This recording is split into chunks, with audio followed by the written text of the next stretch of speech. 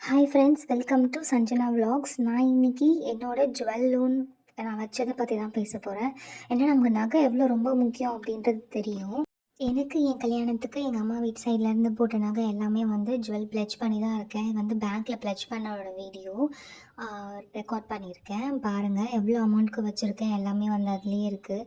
இதில் என்னென்னா, நான் திரும்ப மீட்க முடியும் அப்படின்னு நினச்சி திரும்ப திரும்ப வச்சது எதையுமே என்னால் அவ்வளோ மீட்க முடியல. ஸோ இதுக்கப்புறமாச்சு என்னால் முடிஞ்ச அளவுக்கு கட்டி சீக்கிரமாக மீட்டெடுக்கணும் அப்படின்னு சொல்லிட்டு ஒரு பிளான் பண்ணி தான் பண்ணியிருக்கேன். நீங்களும் எதனா ஜுவல் லோன் ப்ளெட்ஜ் பண்ணியிருக்கீங்கன்னா எந்த பேங்க்கில் ப்ளெட்ஜ் பண்ணியிருக்கீங்கன்னு சொல்லிவிட்டு எனக்கு கமெண்ட் பண்ணுங்கள்.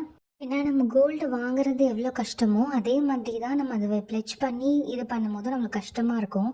அந்த ப்ளெட்ஜ் பண்ணி வர அமௌண்ட்டை வச்சு நமக்கு ஆல்ரெடி இருக்க லோனை அடையுது. ஓகே, நல்ல விஷயந்தான். ஆனாலுமே நமக்கு அந்த நகை வீட்டிலேருந்து நமக்கு போட்டது ஆசையாக நம்ம பார்த்து வாங்கியிருப்போம். அதெல்லாம் அவங்க உள்ள அதை உரசி பார்க்கும்போது, அதை மைக்ரோஸ்கோப் வச்சு செக் பண்ணும்போதுலாம் கொஞ்சம் கஷ்டமாகவே இருந்தது. அவங்க அதை ஃபுல்லாக ரவுண்டாக இது பண்ணிவிட்டு ஒரு கவரில் போட்டு உள்ளே வச்சிடுறாங்க. ஸோ கஷ்டமாகவே இருந்தது ரொம்பவே. எனக்கு என்னென்ன டேட்டில் நான் ப்ளெட்ஜ் பண்ணியிருக்கேன் அப்படின்றத அட்டாச் பண்ணியிருக்கேன். ஸ்டார்டிங்கில் பாருங்கள், இந்த இயர் செகண்ட்லேருந்து நான் ப்ளெட்ஜ் பண்ணியிருக்கேன். செகண்ட் 24லேருந்து 72,714 ருபீஸ்க்கு. ஸோ அந்த மாதிரி எல்லா அமௌண்ட்டுமே அப்போ எழுதியிருக்கேன். அதில் மொத்தம் 7 கார்டு ஆல்ரெடி க்ளோஸ் பண்ண கார்டு. ஆனால் எதுவுமே நான் ஃபுல் அமௌண்ட் கொடுத்துலாம் க்ளோஸ் பண்ணல ஃப்ரெண்ட்ஸ். ஆல்ரெடி நான் இருந்ததை ரெனவல் பண்ணிவிட்டு புதுசாக ஒரு அமௌண்ட்டுக்கு தான் வச்சுருந்தேன். ஸோ ஓவரால் பார்த்தீங்கன்னா 4,15,323 ருபீஸ் வந்துச்சு. அது நான் லோன் க்ளோஸ் பண்ண கார்டோடது.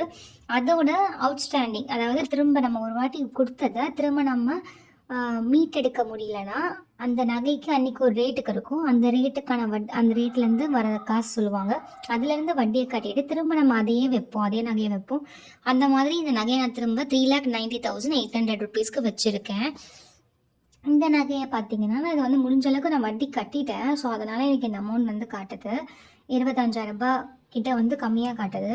ஆனால் இது பத்தாதேன்னு இந்த எனக்கு இந்த ரெனவல் பண்ணி எனக்கு இதுவே பேங்க் போயிட்டே இருக்க மாதிரி இருந்தது. அதனால் கண்டிப்பாக இது பண்ணணும் நான் முடிவு பண்ணியிருக்கேன், மீட் எடுக்கணும்னு சொல்லிட்டு. ஸோ 3 நகையை ஃபிக்ஸ் பண்ணியிருக்கேன். நான் 3 நகையை ஃபிக்ஸ் பண்ண அமௌண்ட் பார்த்தீங்கன்னா 3,02,000 வருது. இந்த அமௌண்ட் கண்டிப்பாக கொடுத்துட்டு நான் மீட் எடுத்துருவேன் இந்த 1 இயரில். ஸோ அந்த 1 இயரில் நான் 3 லட்ச ரூபாய் எப்படி கட்டி நான் அந்த நகையை மீட் எடுக்க போகிறேன் அப்படிங்கிறத தான் உங்களோட ஷேர் பண்ண போகிறேன். இந்த டிப்ஸ் அண்ட் ட்ரிக்ஸ் பிடிச்சிருந்ததுன்னா நீங்கள் என்னோடய சேனலுக்கு லைக் பண்ணுங்கள், சப்ஸ்கிரைப் பண்ணுங்கள்.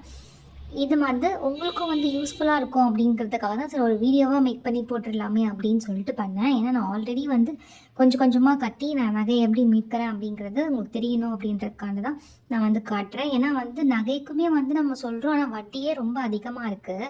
அதனால தான் இது ஃபஸ்ட்டு எடுக்கணும்னு சொல்லி பிளான் பண்ணியிருக்கேன். ஸோ நான் பண்ணுற பிளான் எல்லாம் தெரிஞ்சுக்கணுன்னா சப்ஸ்கிரைப் பண்ணுங்கள், லைக் பண்ணுங்கள், என்ன ஐடியான்னு கேட்டு கமெண்ட் பண்ணுங்கள்.